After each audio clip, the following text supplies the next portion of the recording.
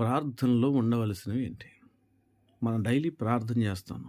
ఈ ప్రార్థనలో ఏవే అంశాలు ఉండాలి? ప్రార్థనలో నంబర్ 1 కృతజ్ఞతాస్తుతులు దేవునికి చెల్లించాలి. కృతజ్ఞతాస్తుతులతోని దేవుణ్ణి సమీపించాలి. దేవుడు చేసిన మేలును బట్టి ఆయనకి కృతజ్ఞత చెల్లించాలి. నంబర్ 2 వచ్చేసి నువ్వు చేయవలసింది ఆయన మాట కొరకు పరిగెత్తేలాగా, ఆయన మాట మీద నిలబడడానికి శక్తినియ్యయ్యా అని ప్రార్థన చేయాలి.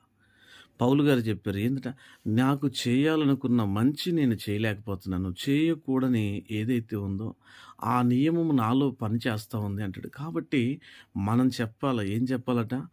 ఆ మాట, నీ మాట ఏదైతే ఉందో, నీ వాగ్దానము, నీ మాట నా జీవితంలో నెరవేరేటట్లు నాకు శక్తిని అని ప్రార్థన చేయాలి. నెంబర్ 3 ఉండాలా, మెయిన్ పార్ట్ ఉండాలా. ఏంటంటే నీ దేవుడు లేని వాటిని ఉన్నట్లుగా పిలిచే దేవుడు. కాబట్టి ఏదైతే నీ జీవితంలో లేదో, కావాలని ఆశపడుతున్నావో దానిని నువ్వు పిలవడానికి ప్రయత్నం చేయి. దాన్ని నువ్వు పిలవడానికి రమ్మని చెప్పి నీ జీవితంలోకి నువ్వు ఆహ్వానించుకొనగలగాలి.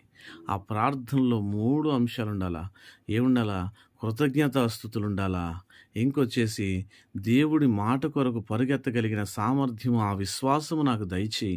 అడిగిన దాన్నెల్లా నేను పొందుకుంటున్నాను.